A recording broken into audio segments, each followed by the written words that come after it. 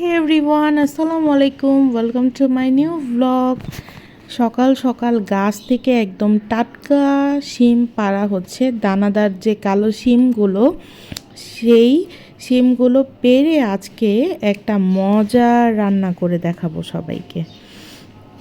তো গাছ থেকে টাটকা শিমগুলো পেড়ে এনে একদম এগুলোকে সুন্দর মতো কেটে কুটে পরিষ্কার করে নেওয়া হয়েছে। এদিকে কিন্তু চুলাতে মশলা কষানো হচ্ছে।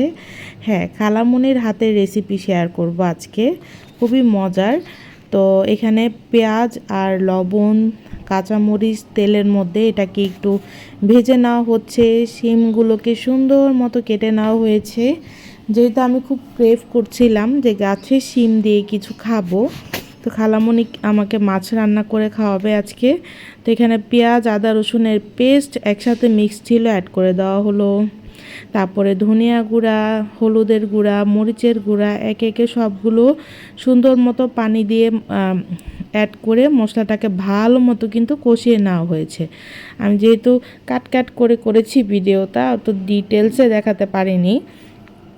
এরপর যেটা হলো, কষানোর পর শিমগুলোকে অ্যাড করে দেওয়া হলো। আর শিম দেওয়ার পর এখন এগুলো একটু হয়ে আসলে তারপরে হচ্ছে একটু কিছুক্ষণ কষানোর পর এখানে আজকে এটা রান্না হবে পোয়া মাছ আর বেলে মাছ দিয়ে। এই সিমের তরকারিটা জাস্ট ওয়াও। পোয়া মাছ আর বেলে মাছ দিয়ে এভাবে করে ট্রাই করে দেখতে পারেন, বা একটা মাছ দিয়েও করতে পারেন, বাট দুইটা মাছ একসাথে অ্যাড করাতে কিন্তু টেস্ট অনেক গুণ বেড়ে গিয়েছিল।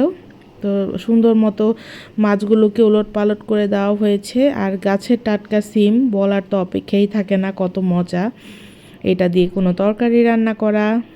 আর সেটাও যদি হয় একদম ফ্রেশ নিজেদের গাছের, তাহলে তো কথাই নেই।